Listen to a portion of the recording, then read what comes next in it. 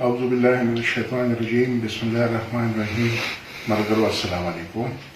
مرګرو دا ویډیو کلیپ د دې لپاره ورکوم چې وضاحتي بیان ورکول غواړم د 2 ورځو نه په سوشل میډیا باندې چې څه وایرل دي تاسو ټول ته پته ده. خو دا ولې د 2 ورځو نه؟ د 2 ورځو نه ځکه چې 2 ورځې مخکې ما د عمران خان په حق کې یو بیان ورکو چې ووټ خرڅول داسې دي لکه چې بنده خپله ښځه خرڅوي. هغه بیان زما ډېر زیات اپریشیټ شو. د ټولې دنیا نه ما ته خلکو ټلیفونونه وکړل، د خپلې پارټۍ د خپلو ملګرو د هر چا د طرفه زما هغه شی ډېر اپریشیټ شو. ما ته الله عزت راکړو. نو دلته داسې څه خلک شته چې د هغې ته سره نور هېڅ مسله نه وي، خو ستا عزت یې بدي شي.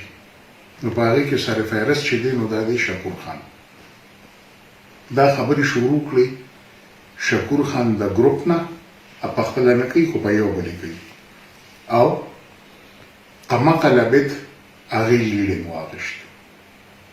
دا چې نور څه دي تاسو وکتل، خو عبد ته ما بیا دا خبره ولې وکړه؟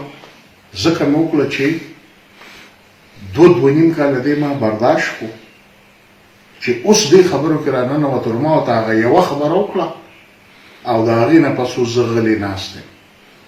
دې دی لګیا یي چې څنګه مې 2.5 کاله مخکې برداشت کړی اوس دې لګیا یي. ښه بیا پکې د تنګي والا خبره، د تنګي خبره یې پکې وکړه. زه هم د پاچا دغلته مشري کوم، زه به هر چا لګم. ما ولا روغه کوشش کو چې راولم د ده چې دې د پی ټي آی د کینډیډیټ په حق کې کینی. ونه شوه، الیکشن وشو، خبره خلاصه.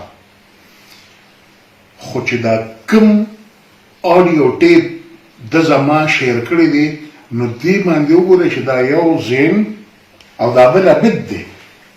همدې عبد ته ما مخکې ویلي دي چې عبد خان دا ډېر زیات د نیچ سړي کاري چې ته خبرې کوې او ته خبرې ریکارډ کوې او بیا خلکو ته اورې. دا د ما ویلي ځکه د ما ته 2-3 داسې د نورو خلکو خبرې اورولي. نو ما ته عبد خان ما ته د چا خبرې مه اوروه او ما یې ویل دا ډېر زیات نیچ کار دی.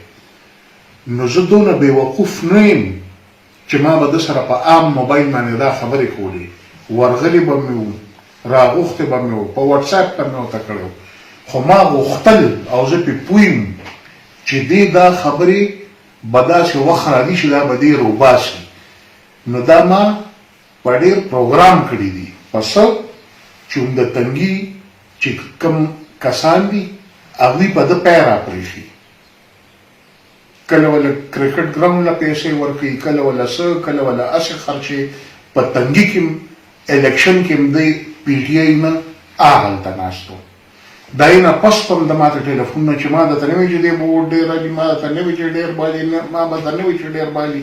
نو ما ورته دا خبره د ځان د خلاصولو لپاره چې یاره به ډېرې واخیستو، اوس به انشاءالله پارټۍ ته راولو او زمونږ خوله هم جوړه شوه چې هلکه ته خو ډېر ووټ واخیستو نو ځه راکاږو به خپل کار به کوو. نو دا ما صرف غوښتل دا چې دې دا کار وکړي او ده اومقه شان وکړو. نو هغوی ته م ښکاره شو. خو تاسو ته یم چې دا یو زه خبرې کوم، دا بل هم دا عبد دی او هغوی ته م دا وایم چې ما غوښتل چې تاسو ته ښکاره شي، تاسو ته ښکاره شو. دا د هېڅ چا نه دی، دا صرف د 2 روپو کس دی. دا دغه خبره ما کول غوښتل. او باقي د دې په بیک باندې څوک دي عمل چې کومه خبره زما د پلار متعلق کړې وه. زما پلار الحمدلله غونډ پاکستان پیژني، وړوکي سړی و خو د غیرت ډک و. او شکور ته به زه څه ووایم او عمل ته به څه ووایم چې څه کوي کوي دی. الله دې مخکې نور خیر کړي. ډېر عزتمند شی